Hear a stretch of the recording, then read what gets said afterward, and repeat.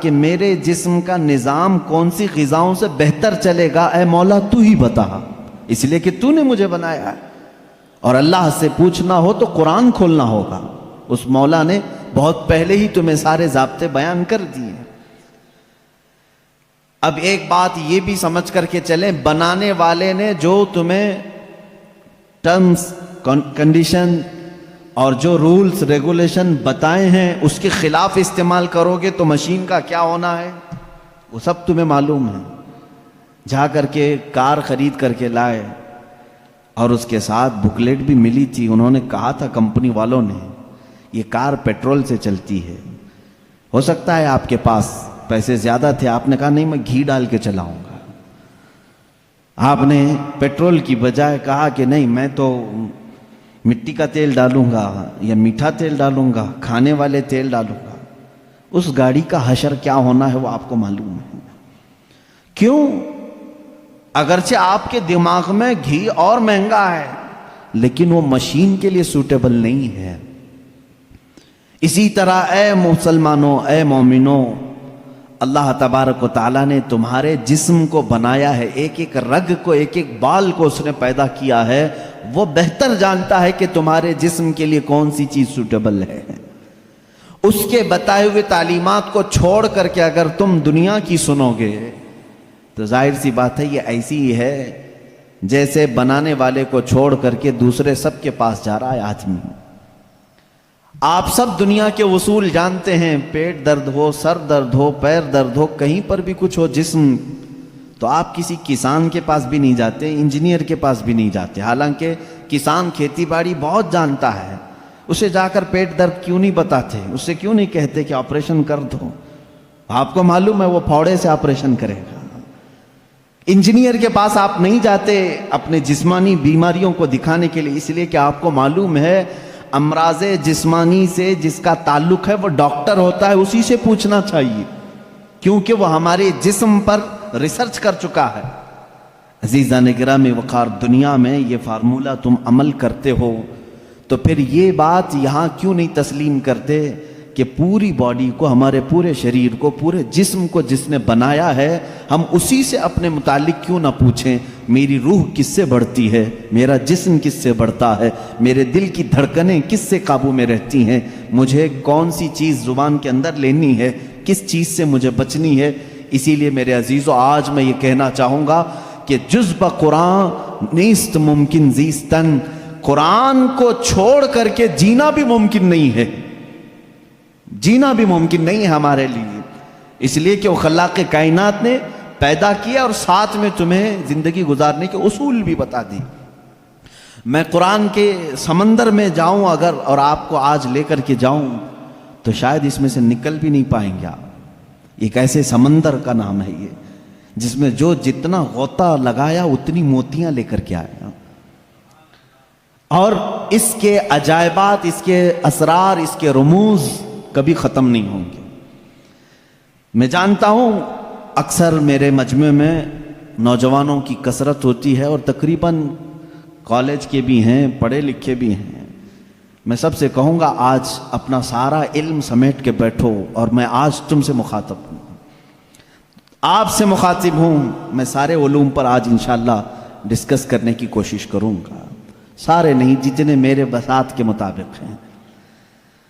میں آج پہلے آپ کو یہ بتا دوں کہ قرآن اسلام کی روشنی میں ہمارے نظریے کے اعتبار سے، پہلے اس کی تھوڑی سی تاریخ۔ قرآن جو ہے یہ لفظ عربی ہے، بار بار پڑھی جانے والی چیز کو قرآن کہا جاتا ہے، اور دنیا میں ایسی کوئی کتاب ہی نہیں جس کو سب سے زیادہ قرآن کے علاوہ پڑھا جاتا ہو، کوئی کتاب نہیں۔ اتنی زیادہ کثرت سے جس کی تلاوت ہوتی ہے دنیا میں ایسی کوئی کتاب ہے ہی نہیں، کوئی کتاب نہیں۔ احادیث رسول بھی نہیں، کیونکہ وہ تلاوت نہیں ہوتے، قرآن کی تلاوت ہوتی۔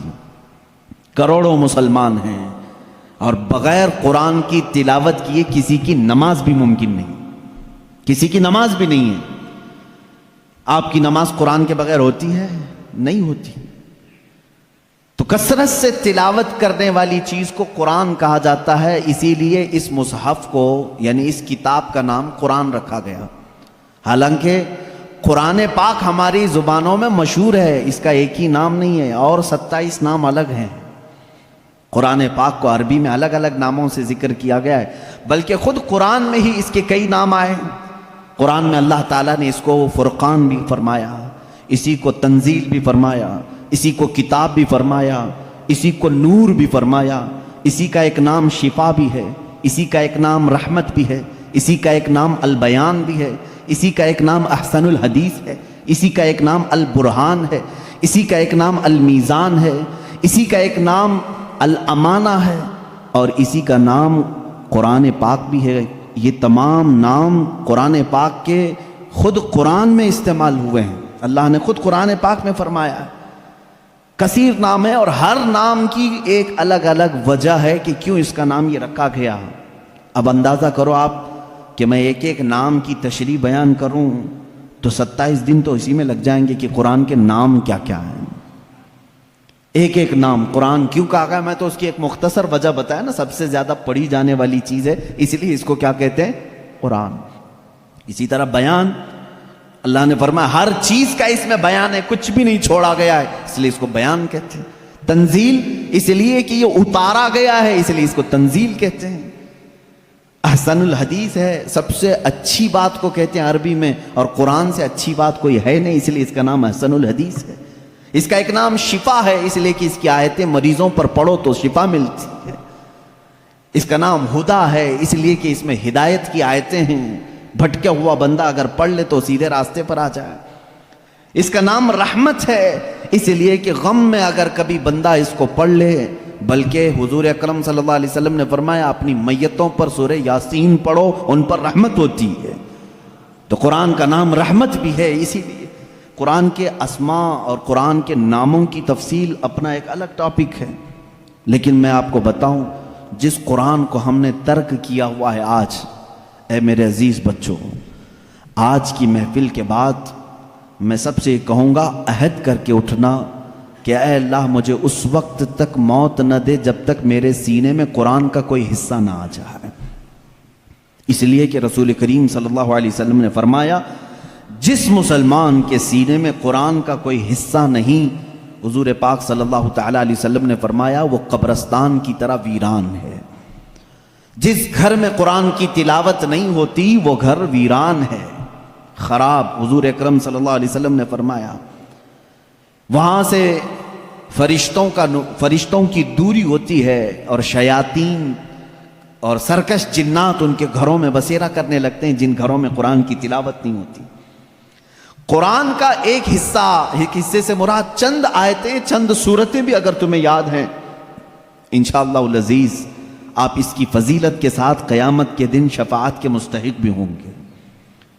قرآن کا تھوڑا حصہ بھی اگر تمہارے سینے میں موجود ہے، اس لیے کہ اللہ کے حبیب صلی اللہ تعالیٰ علیہ وسلم سے صحابہ اکرام نے فرمایا، عرض کیا آقا دنیا سے جانے کے وقت سب سے اچھی چیز کیا لے کر کے جائیں اس دنیا میں؟ حضور پاک صلی اللہ علیہ وسلم نے فرمایا رب تعالیٰ کے نزدیک وہ بندہ دنیا میں لانے والی چیزوں میں سب سے بہتر ہے جو قرآن اپنے ساتھ لایا ہو۔ قرآن اپنے ساتھ لایا ہو مطلب کیا ہے؟ قبر میں یہ لکھا ہوا قرآن رکھ دیا آپ نے اور یہ سوچا کہ ہماری میت قرآن لے کر جا رہی ہے۔ میاں قرآن یہ ورقی قرآن نہیں کہہ رہا ہوں میں، قرآن وہ نفس قرآن جو لوح محفوظ میں ہے اور تمہارے دلوں میں اترا ہوا ہے، اس قرآن کی بات کر رہا ہوں۔ وہ قرآن جس نے بھی اپنے سینے میں رکھا اور اللہ کی بارگاہ میں گیا، اس کی سفارش قرآن کی مردود نہیں ہوتی۔ رسول کریم صلی اللہ تعالیٰ علیہ وسلم فرماتے ہیں دو چیزیں تمہارے عمل میں سے، تمہارے عمل جتنے بھی ہیں دنیا میں، جیسے نماز، روزہ، حج، زکوٰۃ، خیرات، صدقات، یہ سب جو اعمال ہیں، ان سارے اعمال میں سے دو عمل ایسے ہیں حضور پاک صلی اللہ علیہ وسلم فرماتے ہیں وہ قیامت کے دن ان کو اللہ تعالیٰ شکل دے گا، انسانوں جیسی ایک شکل، اور وہ اپنے ساتھی کی سفارش کرنے کے لیے جھگڑا کریں گے۔ وہ آئیں گے سفارش کے لیے، پوچھا گیا وہ کون سی ہیں؟ کہا ایک روزہ رمضان، اللہ تعالیٰ اس کو شکل دے گا، اور دوسرا قرآن، اس کو بھی شکل دی جائے گی۔ حضور اکرم صلی اللہ تعالیٰ علیہ وسلم نے فرمایا جس کے حق میں یہ دونوں نے سفارش کر دی اس پر جنت واجب ہو گئی، اور جس کے خلاف آ کر کے یہ دونوں کھڑے ہو گئے، میرے آقا صلی اللہ علیہ وسلم فرماتے ہیں پھر اس پر دوزخ میں جانا لازم ہو جائے گا۔ اگر یہ دونوں آ کر کھڑے ہو گئے کسی کے خلاف، قرآن اور رمضان کہے گا کہ مولا میں اس کے گھر جاتا تھا، اس نے بے حرمتی کی ہے، میری بے عزتی کی ہے، میں جب جاتا تھا تو یہ بے حیائیاں ویسے ہی کرتا تھا، میرا ادب و احترام کبھی نہیں کیا اس نے۔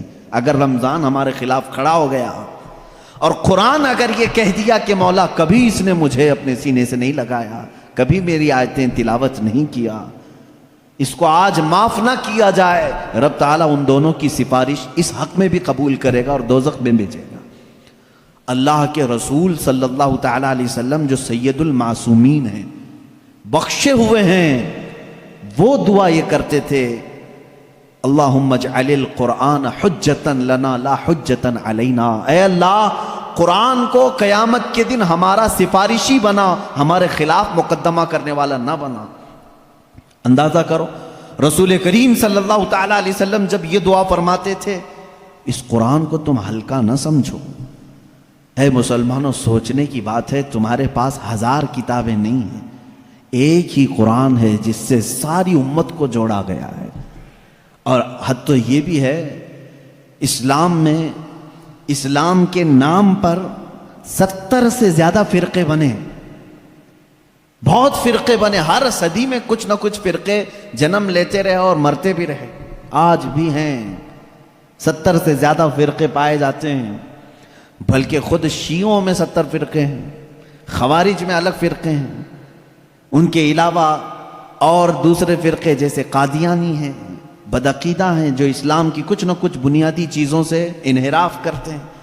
لیکن میں آپ کو بتاؤں، تقریباً جتنے اسلامی فرقے ہیں سب کا اتفاق ہے کہ قرآن یہی ہے، کوئی اور نہیں۔ یہ 30 پارے جو قرآن کے ہیں اس پر سب کا اتفاق ہے، یہ بھی قرآن کا ایک معجزہ ہے، دوسرے سارے مسئلوں میں اختلاف چل رہا ہے، لیکن قرآن کا الف لام میم سورہ فاتحہ سے شروع ہو کر والناس پہ ختم ہونے میں تقریباً سارے فرقے اس کو تسلیم کرتے ہیں۔ شیعوں کا ہمارا اختلاف ہے، اہل حدیث سے اختلاف ہے، دیوبندیوں سے اختلاف ہے، رافضیوں سے اختلاف ہے، قادیانیوں سے اختلاف ہے، لیکن جا کر کے سارے مکاتب فکر میں آپ دیکھیں سب کے ہاں یہی قرآن پڑھا جاتا ہے، یہی قرآن ہے۔ اسی لیے میں کہتا ہوں ایک قرآن ہے، لیکن اس امت نے اس کو اتنا بوجھل کیوں سمجھا ہے، اس کو اتنا بھاری کیوں سمجھا ہے، جبکہ وہ مولا اسی قرآن میں یوں فرماتا ہے، ایک بار نہیں 4 بار فرما رہا ہے، وَلَقَدْ يَسَّرْنَا الْقُرْآنَ لِلذِّكْرِ فَهَلْ مِن مُدَّكِرٍ، ہم نے قرآن کو یاد کرنے کے لیے آسان بنایا ہے، ہر کوئی یاد کرنے والا، اور وہ اتنا آسان ہے، اتنا آسان ہے۔ میں نے خود دیکھا ہے کہ وہ بچے جن کو ابھی سوجھ بوجھ بھی نہیں آتی، سمجھ بوجھ بھی نہیں آتی، وہ بھی جب قرآن یاد کرنے لگ جاتے ہیں تو ان کے سینوں میں قرآن اتر جاتا ہے۔ جب میں خود قرآن حفظ کرنے کے لیے نکلا تھا، ہماری عمر 11 سال کی تھی، بہت سارے معاملات سمجھ میں نہیں آتے تھے، لیکن ہم نے تیزی سے یاد کیا، اللہ کا فضل تھا، ہمارے ساتھ کچھ ایسے بھی تھے جن کو 2+2 کیا ہوتا ہے یہ بھی نہیں معلوم تھا، لیکن وہ 30 پارے کے حافظ تھے۔ دوسری چیزوں میں اگرچہ ذہن کند ہو، لیکن قرآن ایک معجزہ ہے جو یاد کرنے والے کے سینے میں اتر جاتا ہے۔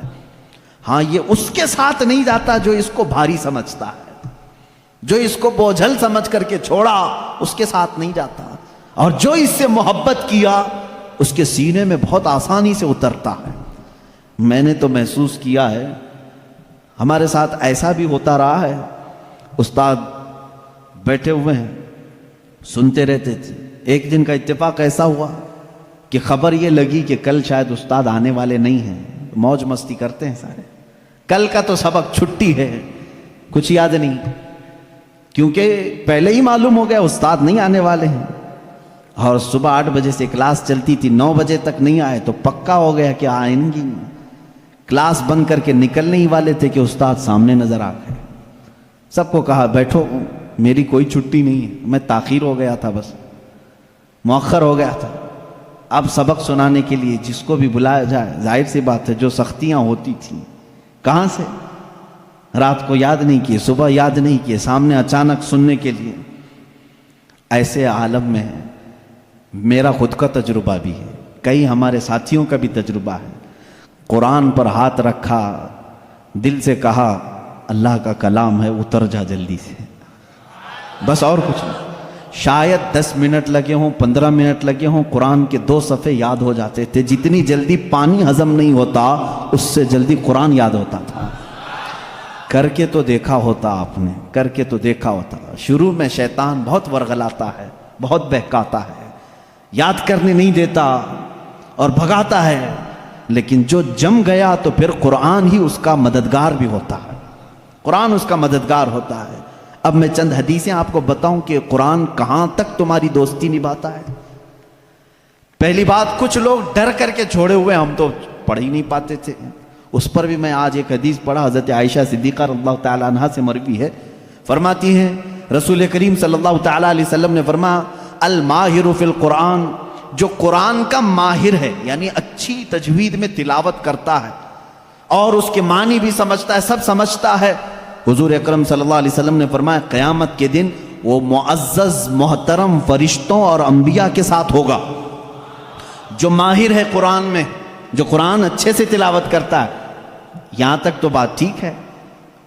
آگے میرے آقا صلی اللہ علیہ وسلم فرماتے ہیں والذی یقرأ القرآن یتتعتع فیہ وعلیہ شاق فلہ اجران او کما قال رسول اللہ صلی اللہ علیہ وسلم۔ میرے آقا فرماتے ہیں اور وہ بندہ جو اٹک اٹک کے پڑھتا ہے، اس کے لیے زبان پھسل جاتی ہے، یہ صاف ہے الفاظ حدیث میں، جو اٹک اٹک کے پڑھتا ہے زبان پھسل جاتی ہے، یا ذہن موٹا ہے، زبان موٹی ہے، جلدی سمجھ میں نہیں آتا، ادھر ادھر ہجے کر کے پڑھتا ہے، میرے آقا صلی اللہ علیہ وسلم نے فرمایا اس کو ڈبل اجر ہے،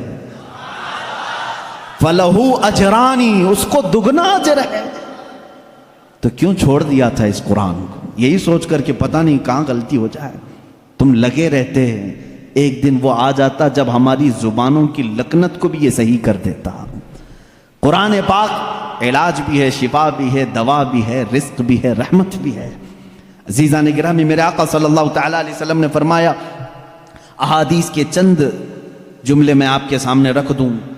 رسول پاک صلی اللہ تعالیٰ علیہ وسلم فرماتے ہیں کہ جو قرآن گھر میں تلاوت کرتا ہے اس کے لیے ایک فرشتہ ہے جس کا نام سکینہ ہے۔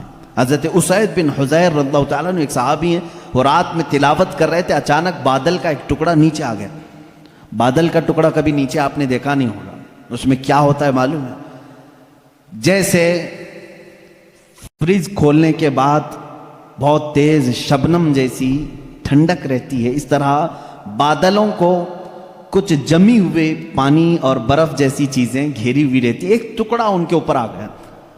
حضرت اسید ڈر گئے، ان کا گھوڑا ہنہنانے لگا، تیزی سے اچھل کود کرنے لگا، اور وہ قرآن پڑھ رہے تھے اس وقت، اور انہوں نے قرآن چھوڑ دیا، اور صبح حضور اکرم صلی اللہ علیہ وسلم کے دربار میں آئے، کہا یا رسول اللہ صلی اللہ علیہ وسلم مجھے ڈر لگ رہا ہے، رات کو میں چھت پر بیٹھ کر قرآن پڑھ رہا تھا، صرف میری بیوی ہے اور میرے گھر میں ایک گھوڑا ہے، مجھے ڈر یہ لگا کہ آسمان سے کچھ برس جائے گا اور میں ہلاک ہو جاؤں گا۔ بادل کا ٹکڑا یہاں تک آ گیا تھا، سر تک آ گیا تھا، اور میرا گھوڑا بھی دیکھ کر کے ہنہنانے لگا، اچھل کود کرنے لگا، یہ کیا معاملہ ہے؟ اللہ کے حبیب صلی اللہ تعالیٰ علیہ وسلم نے فرمایا، مسکرایا، کہا اسید تلاوت چھوڑ کیوں دیا؟ اور پڑھتے رہتے ہیں، اس لیے کہ وہ فرشتہ ہے جسے قرآن سننے کا بہت شوق ہے۔ جب بھی کوئی قرآن تلاوت کرتا ہے تو آسمانوں سے اتر آتا ہے، یہاں تک کہ میرے آقا صلی اللہ علیہ وسلم نے فرمایا فجر کی نماز میں آؤ، اپنے منہ صاف کر کے آؤ، اپنے منہ کی بدبو نکال کر کے آؤ۔ پوچھا کیوں؟ فرماتے ہیں میرے آقا صلی اللہ علیہ وسلم جب تم نمازوں میں قرآن کی تلاوت کرتے ہو کچھ ایسے فرشتے ہیں وہ اپنا منہ تمہارے منہ سے لگا دیتے ہیں،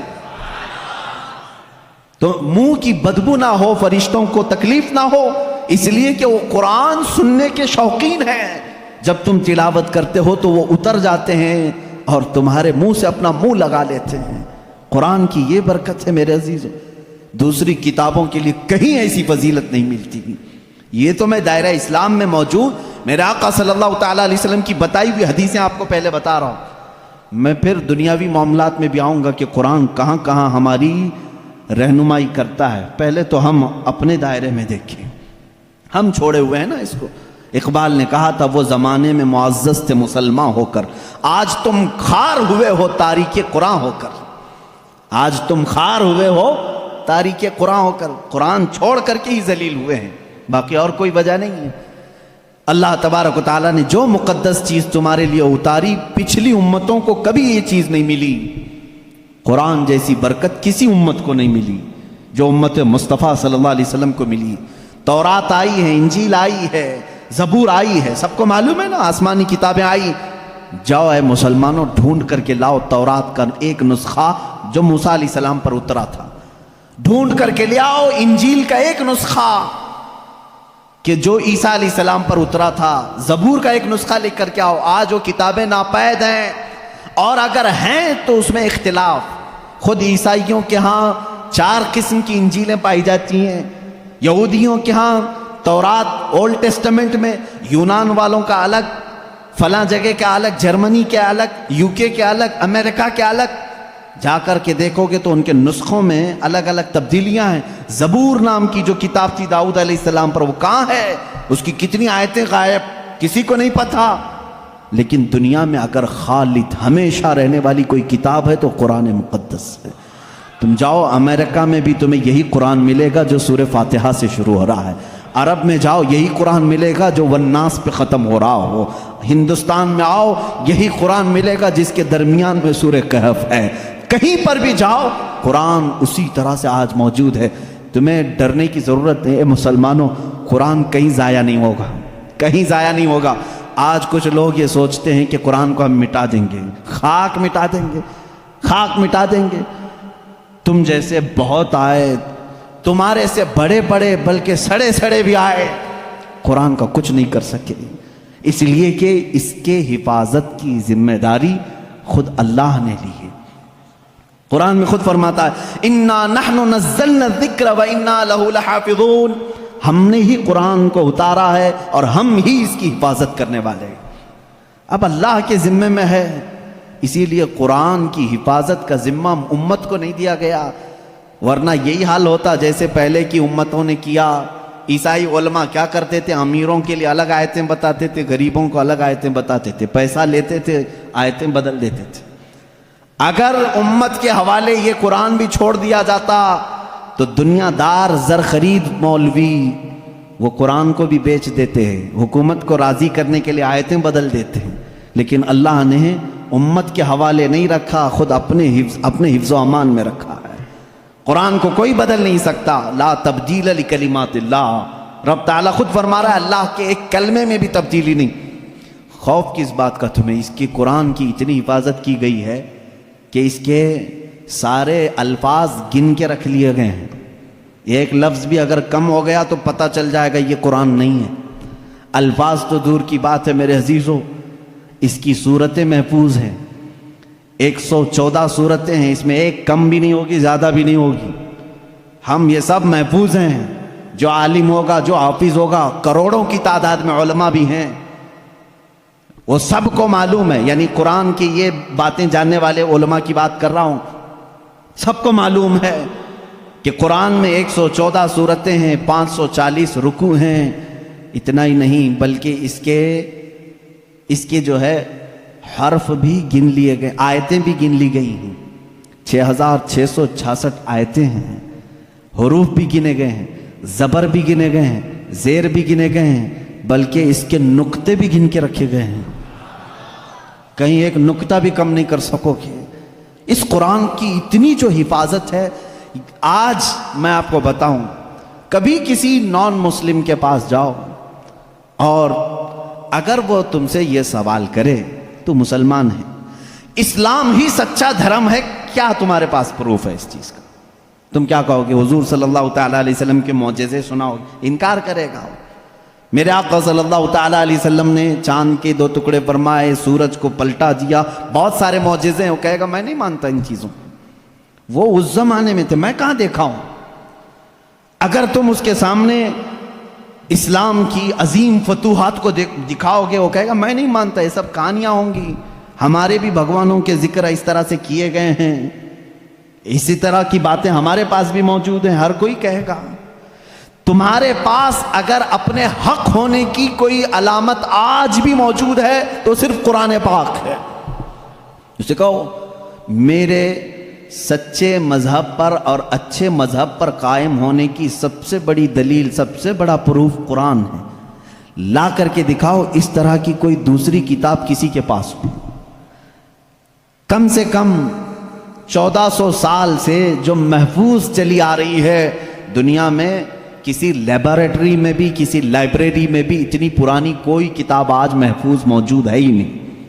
یہ میری بات نہیں، ساری دنیا کا جو دوسرے ریلیجن سے تعلق رکھتے ہیں ان کا بھی یہی قول ہے کہ قرآن سے زیادہ محفوظ اس دنیا میں اب کوئی چیز نہیں رہ گئی. اس کی حفاظت کو اللہ نے اس طرح سے ترتیب دے کر فرمایا ہے کہ مسلمان اپنے بچوں کو حافظ قرآن بناتے ہیں اور اس کی حفاظت میں لگے ہوئے ہیں. اللہ تعالیٰ نے سینوں کو چنا ہوا ہے اس قرآن کی حفاظت کے لیے. خیر میرے عزیزوں، احادیث کریمہ میں یہ ہے، حضور اکرم صلی اللہ تعالیٰ علیہ وسلم فرماتے ہیں قیامت کے دن ایک بندہ آئے گا جو قرآن تلاوت کرتا تھا، اس کے حساب کی باری آئے گی تو رب تعالیٰ اس سے فرمائے گا اقرأ القرآن وارتقی ورتل، اے بندے قرآن یہاں پر بھی پڑھ جیسے دنیا میں پڑھتا تھا، جیسے تو قرآن پڑھتا تھا یہاں پر بھی پڑھ. اور جب تک وہ پڑھتا رہے گا رب تبارک تعالیٰ فرماتا ہے ورتقی ورتل، ایک آیت پڑھ ایک درجہ اوپر، دوسری آیت پڑھ دوسرا درجہ اوپر، تیسری آیت پڑھ تیسرا درجہ اوپر. جنت میں وہ درجے طے کرتا جاتا رہے گا، جہاں جا کر کے وہ قرآن کی تلاوت ختم کرے گا کہا جائے گا یہی تیرا درجہ ہے. میرے آقا صلی اللہ تعالیٰ علیہ وسلم سے پوچھا گیا کہ کیا یہ قرآن جب تک وہ تلاوت کرتا رہے گا اس کے درجے بلند ہوتے رہیں گے؟ حضور اکرم صلی اللہ علیہ وسلم کی حدیث میں ہاں، میں نے جنت میں دیکھا ہے قرآن کی تلاوت کرنے والوں سے اوپر کسی کا درجہ آیا ہی نہیں، کیونکہ یہ تلاوت کرتے کرتے، کیونکہ جو کچھ بھی جنت حاصل کرنے کا آپشن ہے نا وہ دنیا میں ہی تو ہے. تم اتنی نمازیں پڑھو تو یہ جنت ہے، اتنے روزے رکھو تو یہ جنت کا دروازہ تمہارے لیے، حج کرو تو یہ جنت کا دروازہ تمہارے لیے. سارے آپشن جنت حاصل کرنے کے دنیا میں ہیں. یہ دارالعمل ہے، مرنے کے بعد عمل ختم ہو جائے گا، لیکن قیامت میں صرف ایک عمل ہے جس کو پھر رب تعالیٰ ریپیٹ کروائے گا. وہاں نہیں کہا جائے گا نماز پھر سے پڑھ کے دکھا، حج کر کے دکھا، روزہ رکھ کے دکھا، ختم ہو گئے اعمال. لیکن قرآن پڑھنے والے کو کہا جائے گا اب بھی چاہتا ہے تو پڑھ اور اوپر چل جا اور بڑھتا جا. تو جس کو قرآن آتا ہوگا وہ پڑھتا جائے گا اور درجے طے کرتا جائے گا. یہ فضیلتیں میرے آقا صلی اللہ تعالیٰ علیہ وسلم نے سنائی، اور یہ جو حدیثیں میں ذکر کر رہا ہوں متفق علیہ اور صحیح احادیث آپ کے سامنے ذکر کر رہا ہوں. یہاں تک کہ حضور اکرم صلی اللہ تعالیٰ علیہ وسلم کی ایک حدیث ہے، قیامت کے دن وہ بچے جنہوں نے قرآن کو اپنے سینے میں رکھا تھا وہ بلائے جائیں گے، اللہ کا کلام یاد کیا، تو جب وہ آئیں گے تو رب تبارک و تعالیٰ ان بچوں کو بعد میں فرمائے گا ان کے والدین کے سر پر پہلے تاج رکھا جائے. البس والداہ تاجن یوم القیامتی، رسول کریم صلی اللہ علیہ وسلم فرماتے ہیں قیامت کے دن ایسا تاج پہنایا جائے گا جس سے سورج کی روشنی بھی پھیکی پڑے. اہل محشر پوچھیں گے یہ کیا نبی ہیں، یہ صدیق ہیں، یہ کون ہیں؟ تو فرشتے کہیں گے نہ یہ نبی ہیں، نہ صدیق ہیں، نہ شہداء ہیں، بلکہ صرف ایک حافظ قرآن کے ماں باپ ہیں، صرف ایک حافظ قرآن کے ماں باپ ہیں. جب ماں باپ کو تاج پہنایا جا رہا ہے تو جس کے سینے میں قرآن تھا اس کو کیا کیا جائے گا؟ رب تعالیٰ اس کے لیے فرماتا ہے، میرے آقا صلی اللہ علیہ وسلم نے فرمایا اس حافظ قرآن کو بلایا جائے گا اور اس سے کہا جائے گا ایسے 10 لوگ تیرے خاندان کے جن پر دوزخ میں جانا واجب ہو گیا، ان کا ہاتھ پکڑ، صرف اس کی برکت سے میں ان کی جہنم کی سزا کو معاف کر کے تیرے ساتھ جنت عطا کروں گا. اس کی سفارش قبول کی جائے گی. لیکن یاد رکھیں میرے عزیزو، حافظ قرآن قرآن کی آیات پر عمل کرتا ہو، اس کا ادب بھی کریں، احترام بھی کریں. آج زمانے میں حفاظ قرآن کے ساتھ بہت ہی برے سلوک دیکھنے کو ملتے ہیں. یاد رکھنا قیامت کے دن وہ اس عذاب میں مبتلا ہوں گے جو قرآن کی بے حرمتی کرنے والے کا عذاب ہوگا، کیونکہ وہ حافظ قرآن کی بے ادبی کرتے ہیں. ہمارے بزرگان دین جو سلف صالحین ہیں، میں نے پڑھا بھی ہے बुजुर्गान दीन का तरीका तो ये होता था कि अगर कोई हाफिज कुरान जमीन पर बैठा है तो वो कभी ऊपर नहीं बैठते थे। हाँ, अगर वो खुद हाफिज कुरान है तो फिर दोनों के मामलात एक तरह के हैं। लेकिन कोई हाफिज कुरान नहीं है और कोई हाफिज नीचे बैठा है तो उलमा बुजुर्गान दीन इसको बेअदबी महसूस करते थे। अल्लाह का कलाम सीने में लेकर वो नीचे है और बगैर हिफ्ज़ कुरान किया हुआ ऊपर बैठा है, इसको बुजुर्गान दीन ने बेअदबी महसूस फरमाई।